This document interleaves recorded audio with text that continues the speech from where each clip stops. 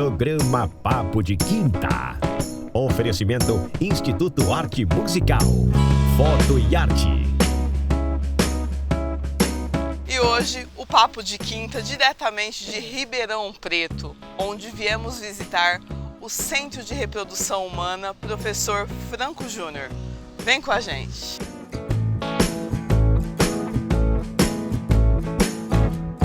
Olá, amigos do Papo de Quinta, tudo bem com vocês? Hoje a nossa entrevista, vocês podem observar, mas estamos em um local que realiza sonhos de vida. O Centro de Reprodução Humana do Dr. Franco Júnior. Aqui, sonhos tornam-se realidade através das mãos do Dr. Franco Júnior e da sua equipe, que são verdadeiros instrumentos de Deus para trazerem seres para o nosso convívio. Doutor, muito obrigado pela oportunidade de nos conceder essa entrevista. Fabiana, é um prazer. A gente há muitos anos dá entrevista, mas sempre é um prazer comunicar com as pessoas. Para nós é muito bom. O prazer é todo nosso. Eu confesso para vocês que particularmente eu chego a estar emocionada de estar com o senhor. De repente, quem me conhece sabe o porquê. Mas vamos lá, vamos ao nosso assunto. Doutor, como foi a decisão, de onde surgiu esse sonho de realizar sonhos? O porquê da especialização em reprodução humana? Bom, essa é uma bela pergunta. Eu classicamente fui um ginecologista e obstetra aqui em Ribeirão Preto por muitos anos. Quando eu cheguei mais ou menos na idade dos 37 anos, eu achei que eu já tinha doutorado aqui pela Faculdade de Medicina de Ribeirão Preto, e eu falei, olha, só ser ginecologista e obstetra não era bem o que eu queria. Eu queria mais alguma coisa, sempre tive uma formação acadêmica, clássica. Então eu falei assim, bom, talvez seja a hora de eu mudar profissionalmente. E uma das áreas da ginecologia que mais me atraía era a infertilidade, a dificuldade dos casais. Estava num começo de mudanças, isso foi lá por conta de 1984, né? Já tinha o primeiro bebê de proveta nascido em 1978, na Inglaterra, como todo mundo sabe, mas no Brasil ainda não tinha. Tanto é que no período que eu passei nos Estados Unidos, houve um anúncio para o Dr. Nakamura do nascimento de uma criança em São Paulo. Então, por sorte, eu fiz essa mudança e entrei numa área da ginecologia que realmente teve um desenvolvimento absurdo nesses últimos 40, 50 anos, né? Pelo menos nos últimos 40 anos, com certeza. E a decisão foi simplesmente de que eu estava cansado de ser só ginecologista e obstetra. Eu queria fazer algo diferente. Foi só isso. O currículo do doutor é inquestionável, impossível de narrar para vocês. Inclusive, eu indico que vocês façam a busca na internet, porque o doutor, apesar de ser essa pessoa humilde, gentil, ele é nada mais, nada menos do que um dos melhores e maiores na sua área, não só no Brasil, mas como também no mundo.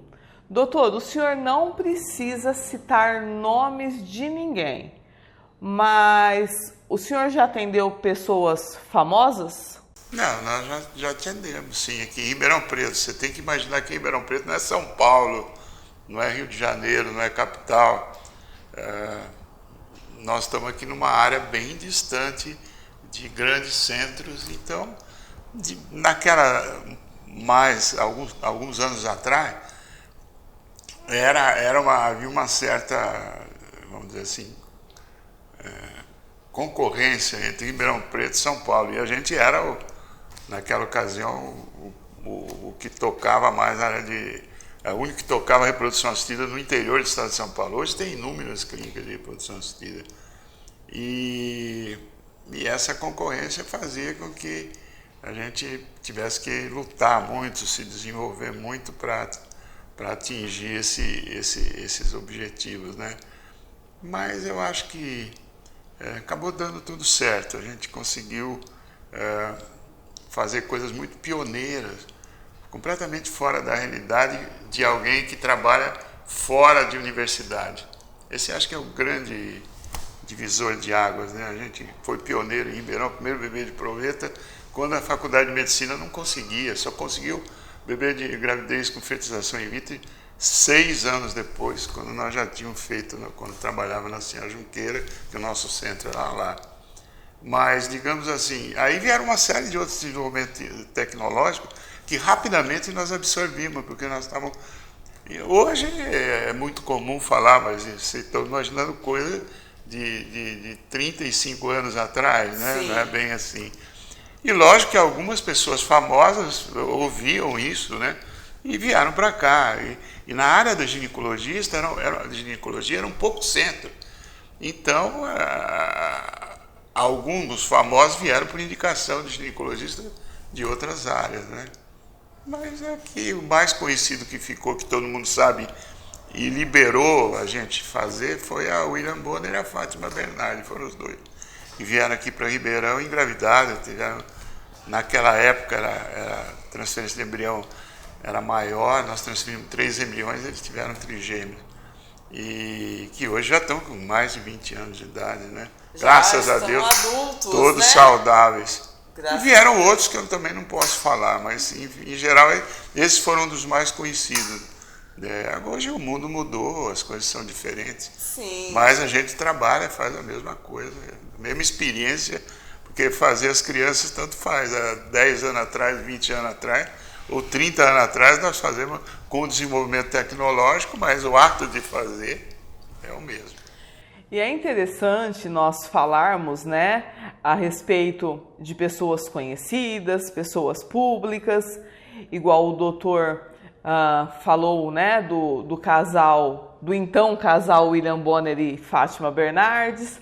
A Laura, a Beatriz e o Vinícius são frutos do trabalho do Dr. Franco Júnior, mas eu mencionei esse assunto dos famosos para vocês terem ideia da taxa de sucesso da clínica do doutor, porque vocês concordarão comigo que pessoas que têm acesso a grandes centros, para eles se dirigirem a Ribeirão Preto e procurarem a clínica do Dr. Franco Júnior, é porque a taxa de sucesso do tratamento é diferenciada. O senhor confirma isso para mim, doutor?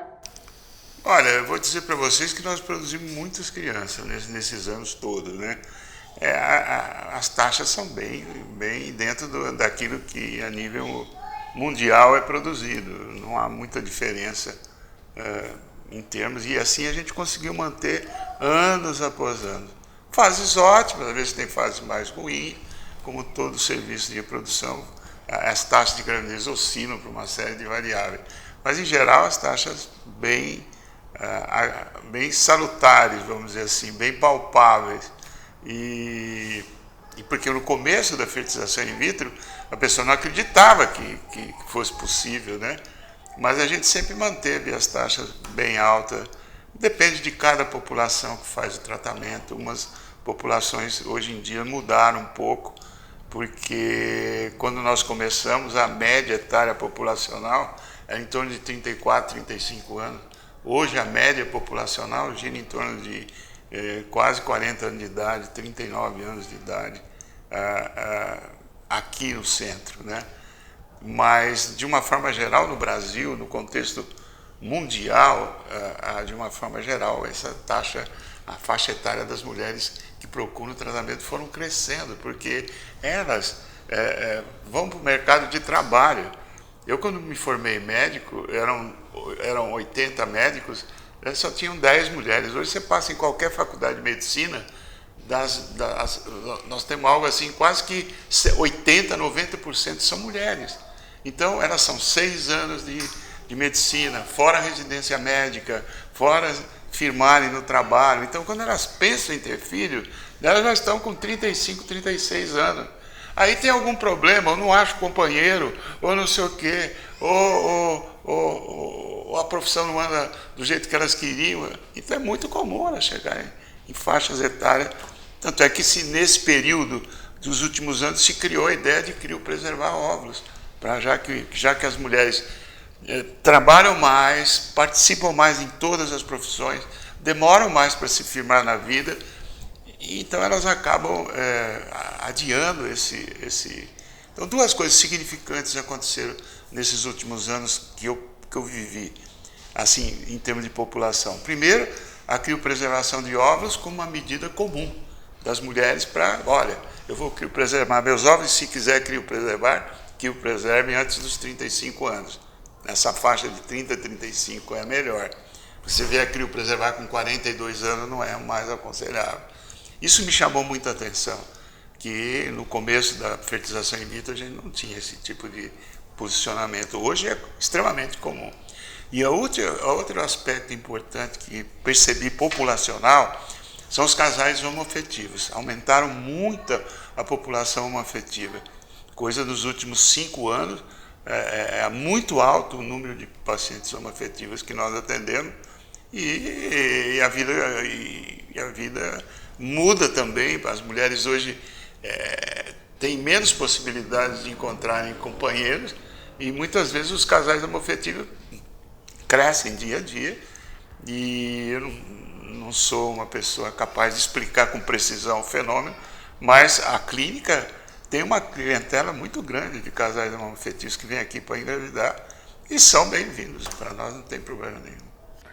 Doutor, um fato interessante é que quando a gente para pensar, por exemplo, né, nas décadas de 50, 60, até um pouco menos, mas na década de 70 também, falavam-se assim, nossa, os casais, as mulheres tiveram 10, 13, 15 filhos. Hoje em dia, o número de pessoas que têm dificuldade para engravidar é muito maior. Naquela época, quase todo mundo conseguia engravidar com facilidade. Eu, particularmente, faço uma análise que eu gostaria da resposta profissional do senhor. Naquela época, as mulheres tinham filhos muito jovens. Então, eu acredito que por isso que era muito fácil, entre aspas, ter filhos. Talvez se naquela época elas também tivessem a possibilidade ou a opção de engravidarem aos 40 anos, não teriam famílias tão numerosas. Eu estou correta? Absolutamente correta, Fabiana. A postergar a gravidez para depois dos 30 anos sempre tem uma perda. Postergar depois de 35 anos, a perda, 37 anos, a perda é muito maior. E assim sucessivamente. Na verdade, a natureza fez a mulher para ela ter filho jovem.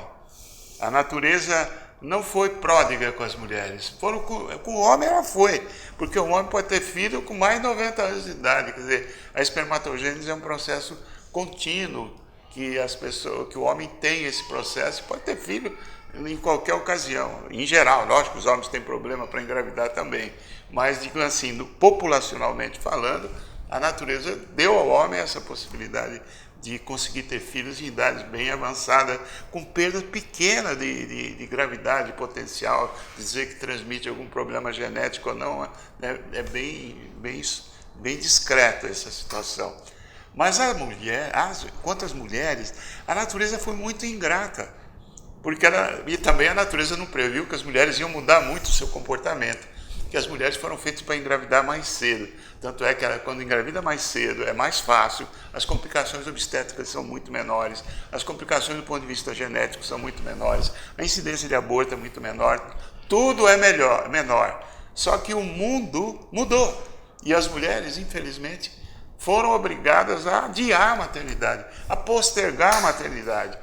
E isso faz com que a gente trabalhe no sentido de ajudar. A medicina, por sua vez, ajudou. Lógico que a medicina ajudou no sentido de que várias tecnologias novas, mas, por exemplo, uma mulher hoje de 50 anos pode ter filho, mesmo estando em menopausa, com um programa de doação de óvulo. Simplesmente a gente chama hoje de mãe epigenética. A gente nem fala tanto em doação de óvulo no sentido de ela não ser a mãe porque não tem o cromossoma, etc, etc, etc.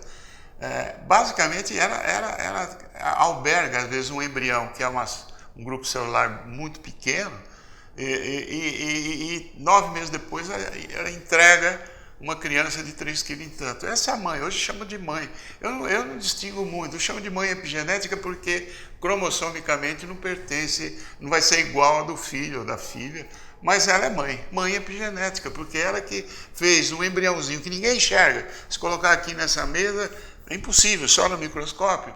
E 9 meses depois, chega uma criança de 3 quilos e tanto. Ela amamenta, passa por cesariana, passa por dor, passa por todas as fases da gravidez.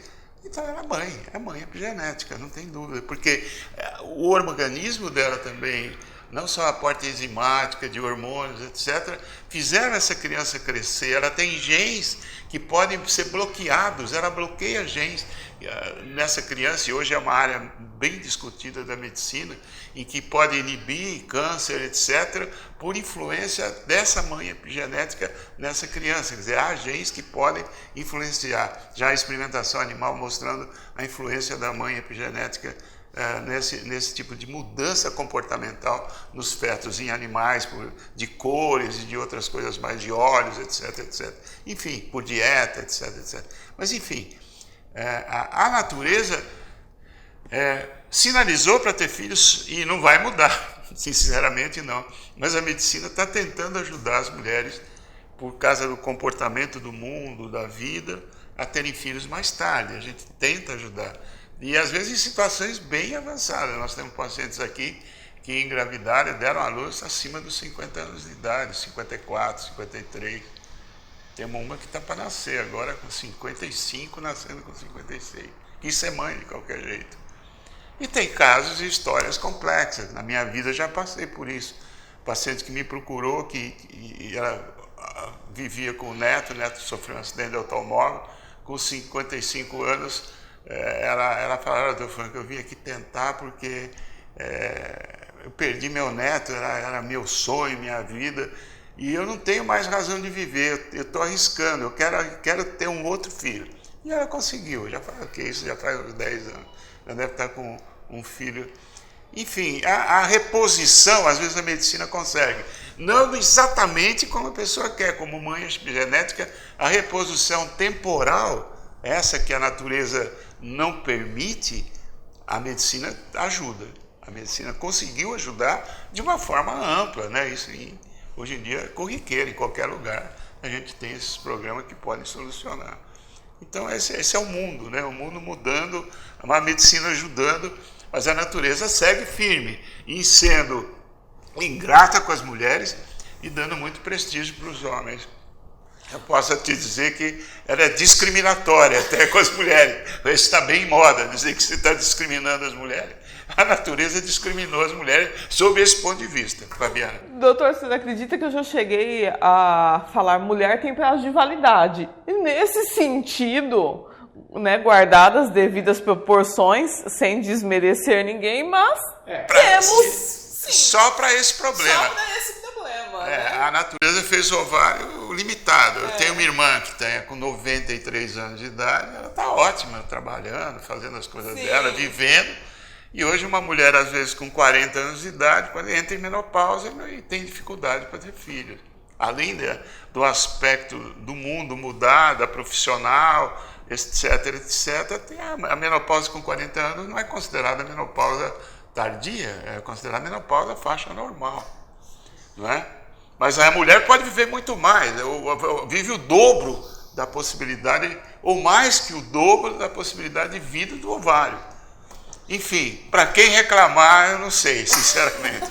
Dessa discriminação, eu não sei para quem reclamar. O importante de tudo é que existem profissionais assim como o senhor, e o que num primeiro momento pode parecer um grande problema, pode se tornar uma grande bênção. Agora eu vou pegar um pouquinho para o lado dos homens também, doutor. Qual é o percentual de homens inférteis? Dos casais que o senhor atende, qual o percentual que o homem é infértil? Vamos dizer assim, não vou dizer infértil para não ser um termo assim muito rigor, né? Que não possa engravidar de jeito nenhum. Que tem algum problema que possa dificultar a engravidar, a eventualmente ter um período transitório de infertilidade que possa ser corrigido, ou porque a gente tem parâmetro para definir aquele que não tem são teoricamente férteis, A coisa é mais ou menos 1 para 1, é 45, é 55, 55 para as mulheres, 45 para os homens, ou 50 por 50, depende da estatística, depende da população, mas é quase para pau a pau dos que têm problema para engravidar, em geral. É legal a gente falar isso para vocês, homens que estão nos assistindo também, não falarem, olha, só as mulheres, né? Então tem aquela parcela também de homens que podem recorrer ao tratamento para o casal ter seus filhos, serem felizes, enfim, alcançar o seu objetivo. Doutor, quando o senhor mencionou a respeito do congelamento de óvulos, eu lembrei da questão da ovodoação. Para fazer a ovodoação, a mulher tem que ter até que idade? Bom, segundo as normas do Conselho, que no Brasil limita, eu acho que até 36 anos está adequado. Mas aqui na clínica a gente sempre prefere antes dos 35 anos, mas até 36 não é que é adequado, é que tem normas do Conselho Federal de Medicina que estipulam limites. Antes era 35, agora deram um pouquinho mais de chance, acho que até 36 ou 37, até 37. Quer dizer, a discussão de 1 ano ou 2, que também não é tão assim, tão importante, né? Adequado, na minha maneira de ver, pessoal, é doar antes dos 30 anos, mas nem sempre a gente tem uma faixa etária disponível para doar abaixo dos 30 anos. Isso é um programa de doação de óvulos, né? Bem específico. Eu acho que o homem sempre deve fazer um espermograma para saber qual é o grau de possibilidade de fertilidade, porque eu já atendi pacientes que usaram pílula por 9 anos e o homem era simplesmente, não tinha nenhum espermatozoide. O nome médico chama isso de azoospermia. Então ela correu o risco de usar medidas anticonceptivas, às vezes que para algumas mulheres podem dar algum problema, correu esse risco desnecessário. Então quando vocês vão casar, a ideia não é, só a mulher fazer a consulta para saber se está tudo bem com ela. Não, o homem obrigatoriamente. Por quê? Porque com um exame só de espermograma, a gente tem uma ideia do potencial do homem. A mulher é mais complexa, precisa de mais exames. Então, um simples espermograma pode definir, principalmente situações extremas, como no caso de não ter espermatozoide ou ter um número baixíssimo de espermatozoide, o que faz com que a mulher não precisaria nem usar anticoncepcional, nem usar nada, porque ela não teria chance de engravidar próxima do zero, de engravidar espontaneamente. Então, a avaliação, quando você fazer aquela consulta pré-casamento, ou eu não sei como se fala hoje em dia, porque tem várias associações, né? Seria muito bom o homem mostrar que está tudo perfeito com ele, né? Quando eu comecei a ler a respeito de ovodoação, isso já há alguns anos, eu percebi que ainda existia um certo preconceito por parte das mulheres que gostariam de engravidar, procuravam um tratamento, mas ainda tinham aquele estigma. Eu vou engravidar, mas o óvulo não é meu, o filho não é meu. Com o passar dos anos, o senhor percebeu que esse conceito mudou? Ou ainda existem casos onde as mulheres resistem a receber a doação de um óvulo? Boa pergunta, viu, Fabiana? É um assunto que ontem, na reunião nossa aqui, que a gente tem toda quinta-feira, quarta-feira, que um dia antes, mas a gente começou a discutir. Existem muitas mulheres, assim, de 100 mulheres há 20 anos atrás, talvez a gente tivesse 30, 40 que aceitariam bem a receber o óvulo doado e as restantes 70 não. Hoje a gente já tem um percentual maior de aceitação, talvez hoje uns 60, mas sempre há uma população feminina que não quer receber, só gostaria de ficar grávida com os próprios óvulos. Houve uma mudança, sim, não posso te quantificar o percentual disso, mas houve uma mudança a favor da aceitação de óvulo doado. Mas isso é muito cultural, porque nós estávamos discutindo antes na reunião a respeito das mulheres japonesas. É muito interessante, porque no Japão, eles são um país extremamente conservador. As mulheres, apesar de ser permitido o programa de doação de óvulo, o número de casos é baixíssimo, baixíssimo. E elas continuam tentando ter filhos. A gente tem as estatísticas, né, anuais que saem publicadas dos procedimentos no Japão. A estatística de doação de óvulo nem existe, eles nem colocam. Não tem, é permitido há mais de 7 anos, mas o número de japonesas que, em compensação, o número de mulheres japonesas que tentam filho por essas técnicas de reprodução assistida, que não é a doação de óvulo, que é a fertilização in vitro, o diabo que seja, é altíssimo, com 45, 46, 47, 48, 49 e até com 50 anos. É absurdo o número de casos que são feitos no Japão nessa faixa etária. E, obviamente, o sucesso é baixíssimo, mas a pessoa continua fazendo. É muito interessante, porque é um problema extremamente de cultura, é um problema cultural. Enquanto que no Brasil a gente percebeu esse tipo de mudança, eu não consegui, pelo que eu li a respeito do Japão, mudança cultural no sentido da aceitação por parte das mulheres.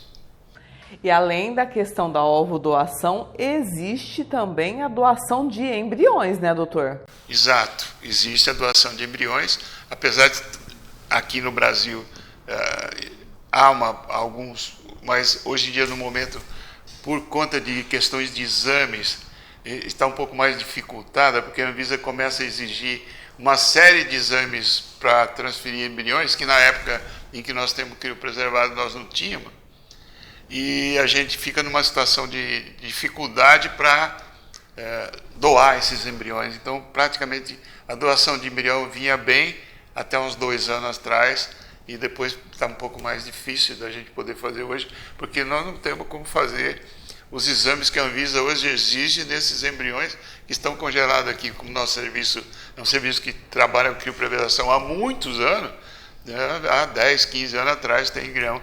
Abandono de embrião existe aqui, a paciente desaparece, a gente não tem como entrar em contato, e os embriões estão aqui, estão sendo guardados.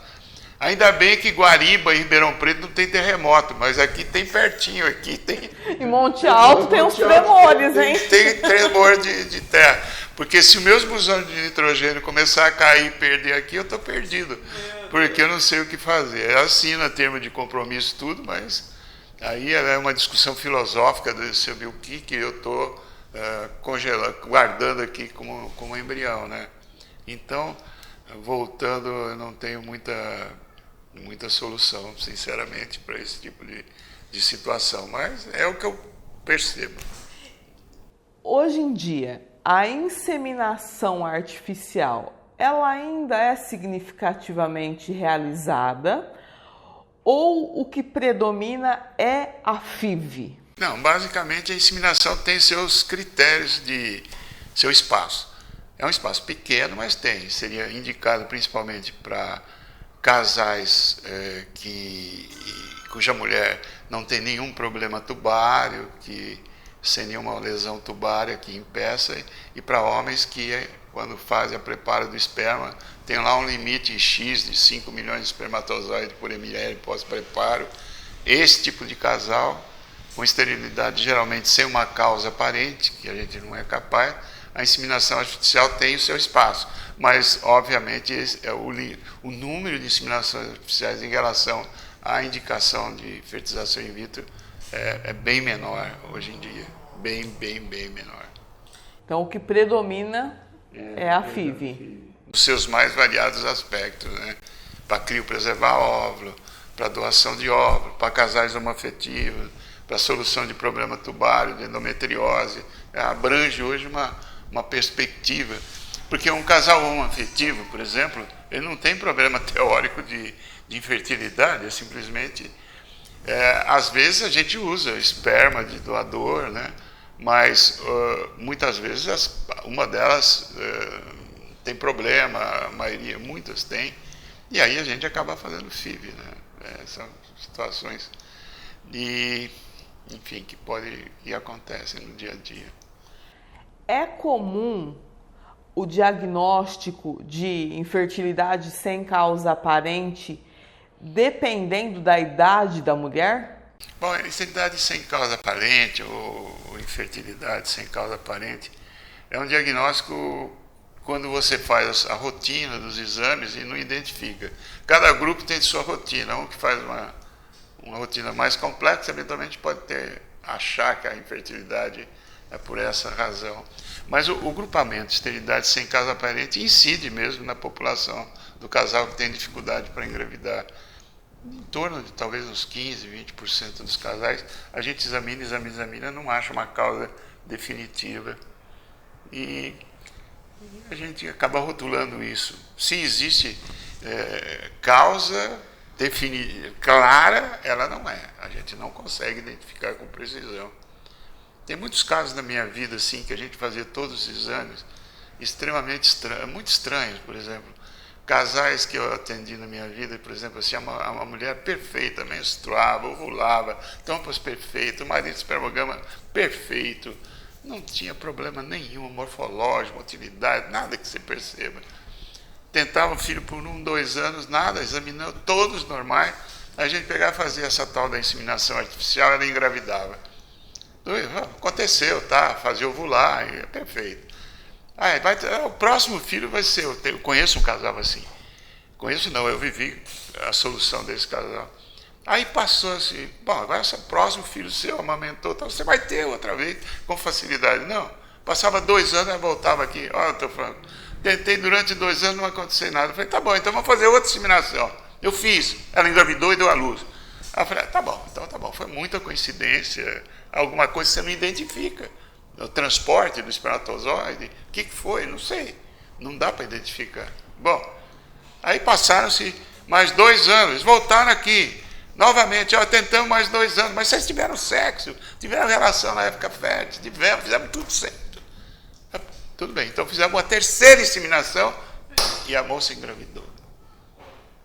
Doutor Franco, é o instrumento de Deus para aquela família, não tem? Não, em esterilidade sem causa aparente, às vezes acontecem na vida coisas que às vezes a gente não tem explicação.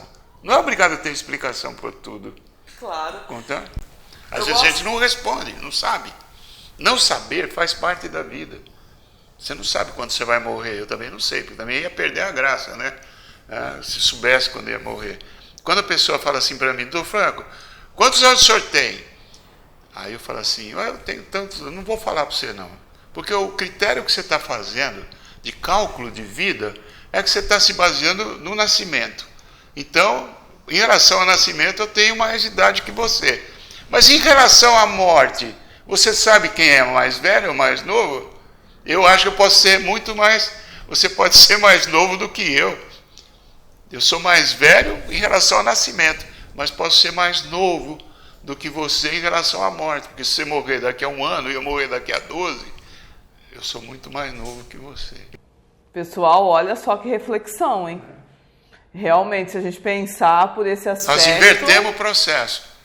Então não é a questão de ser mais velho em relação ao nascimento, mas em relação à morte, você pode ser mais velho que eu. Em um ano você morre, e eu tenho 12 anos de folga. Continuo tendo mais anos. Eu sou bem mais novo. Vou morrer muito mais tarde que você. Doutor, eu gostaria que o senhor contasse, de forma resumida para os nossos espectadores, um caso que eu vi o senhor narrar em um vídeo, que eu achei muito curioso de uma paciente, está no canal do YouTube da clínica, o vídeo, de uma paciente que chegou até o senhor depois de 12 tentativas frustradas de tentar engravidar. E quando o senhor deu o resultado para ela que ela estava grávida, ela não acreditou. Ah, isso é verdade. Isso é verdade. É uma moça, né? Ela tinha lá pela sua faixa dos 40 anos de idade. Ela já tinha feito fertilização in vitro em tudo quanto é lugar que você imagina, inclusive nos Estados Unidos. E ela veio aqui. Aí o marido, a esposa, conversaram tudo. Eu falei, vamos fazer, né? O que o senhor acha? Eu falei, não acho nada, eu vou fazer. A senhora já fez tantas vezes, né? E aí, por sorte, eu posso te dizer que não é nada de competência ou porque a tecnologia, não vamos falar desse jeito. Simplesmente eu consegui, o laboratório, não fui eu, um embrião vencedor. Eu não, né?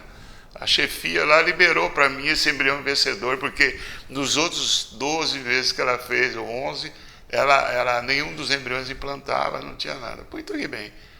Aí transferimos o embrião e ele era um vencedor mesmo, ela engravidou. Só que quando ela engravidou, ela primeiro dia chegou aqui com o resultado do beta, o marido satisfeito, o doutor falou que deu positivo. Aí ela falava para ele, e aí, foi bom para você, ó, tá vendo? Graças a Deus deu certo, mas ainda é o começo. Você tem 40 anos, a gente tem que esperar um pouco, fazer ultrassom. Ainda a gente comemora, mas nunca teve antes, mas tem que ter cuidado. Aí ela fala para mim, não, doutor Franco, eu não estou grávida, tenho certeza. O beta deu positivo. Talvez ele não possa dizer que vai nascer tudo perfeito, que não tem aborto, eu não posso falar nada. Mas que você engravidou, você engravidou.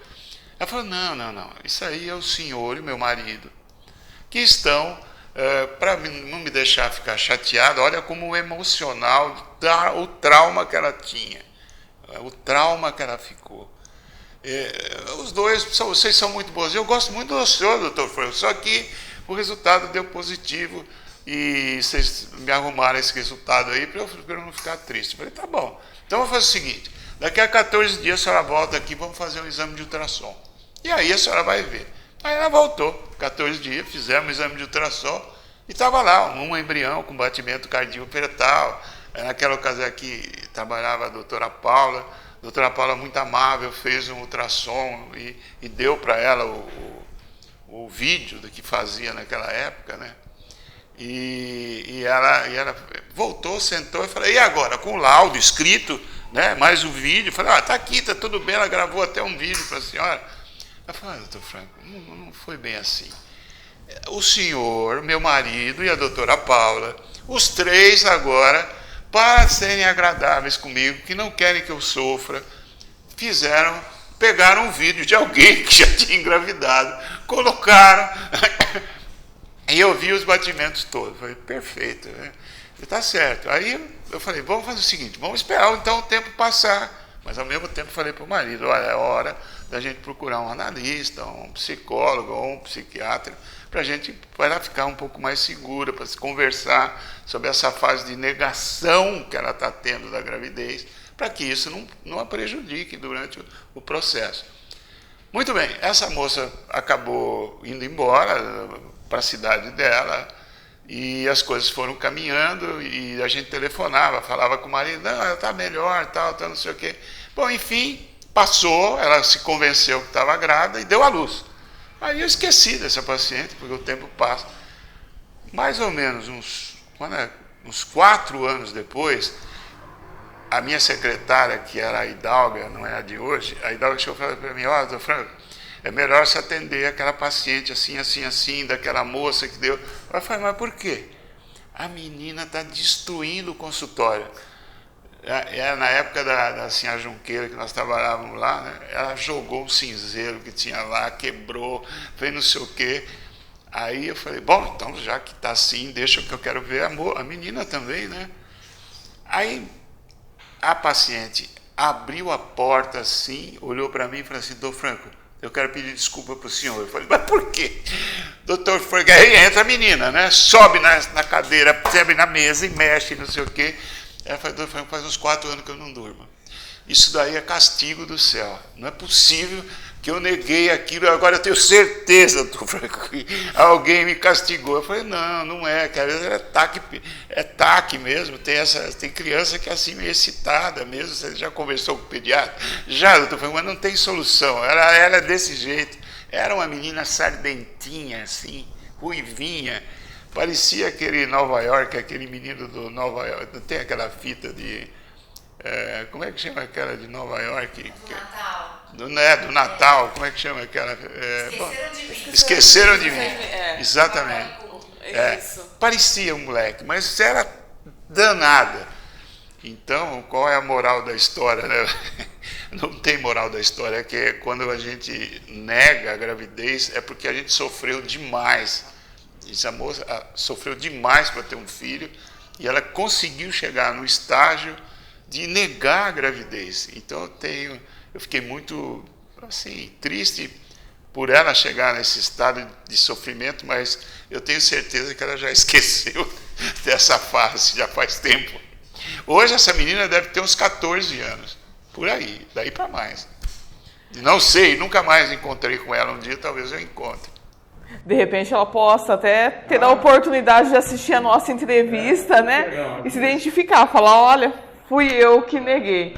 Mas apesar da história ser engraçada, né, curiosa, nos arrancou alguns sorrisos, mas é como o senhor falou, só a pessoa, só quem está na pele, vivendo aquela situação, aquela frustração, se sentindo muitas vezes menos mulher do que as outras por não poder gerar, é que sabe o peso que carrega, né, doutor? Por isso que é importante um acompanhamento, muitas vezes psicológico, para passar por essa fase. E para finalizarmos o nosso bate-papo, eu percebi, eu fiz uma lição de casa antes de vir aqui, assim, vendo os vídeos do senhor, e eu percebi que o senhor é uma pessoa de muita fé, acima de tudo. E geralmente, infelizmente, digamos, é mais comum do que se imagina nós nos depararmos com profissionais que não são tão espiritualizados assim. Que recado o senhor deixaria para as mulheres, para os homens, para os casais que estão nos vendo, que se sentirão inspirados e motivados a procurar a clínica do Dr. Franco Júnior em relação, acima de tudo, a ter fé? Bom, não sou eu só que acho que a pessoa tem que ter fé. Existem até trabalhos publicados na literatura dizendo que a fé, seja ela qual for, ajuda no tratamento da reprodução assistida. Até matematicamente comprovado. Quem tem fé tem mais chance de engravidar do que quem não tem. Exatamente como que é esse mecanismo, eu não sou capaz de te dizer. Mas em fertilização in vitro existe alguma coisa. É a resiliência. Eu preciso repetir, aquelas que têm mais força de vontade de persistir no tratamento são as que conseguem. Mas aí é uma questão de repetição. Mas eu acho que, na essência, o fato de você ter fé vai te ajudar, não tenha dúvida. E nesses trabalhos se compara quem não acredita muito que com o mesmo número de tentativas do que aqueles que têm fé. Então há um certo equilíbrio para fazer o trabalho, né? E dá a entender que a fé é algo, seja ela a fé que você esteja, qual a religião que você esteja, qual é o Deus que você acredite, seja ele qual for, se você tiver a fé, é algo que você acredita, vai te ajudar, não tenha dúvida, não vai te atrapalhar, vou deixar bem claro, só tem chance de te ajudar. Doutor, muito obrigado pela oportunidade. Tenha certeza que foi um marco para o Guariba Acontece poder fazer essa entrevista com o senhor. Que Deus o abençoe, abençoe sua equipe, para que vocês continuem realizando tantos sonhos, trazendo tantas vidas e possibilitando a realização desse desejo, que é um desejo que, como eu disse, gente, e eu estou até um pouco emocionada, porque só quem vive e quem sabe o que é, entende. Tá bom, Fabiana, foi um prazer receber vocês. Foi um prazer receber, poder falar para o pessoal de Guariba e outras áreas, né? E a gente continua trabalhando. A vida da gente é isso daí. A gente continua trabalhando e lutando para ver se consegue resolver o que é possível. A gente não resolve tudo, mas a gente tenta e luta. Eu sempre falo para o paciente, o que o senhor pode fazer por mim? Eu vou fazer o melhor. É isso que eu posso fazer. Só. O resto não depende de mim. Muito obrigado e é um prazer falar com vocês. Tchau, gente. Até a próxima. Programa Papo de Quinta. Oferecimento Instituto Arte Musical. Foto e Arte.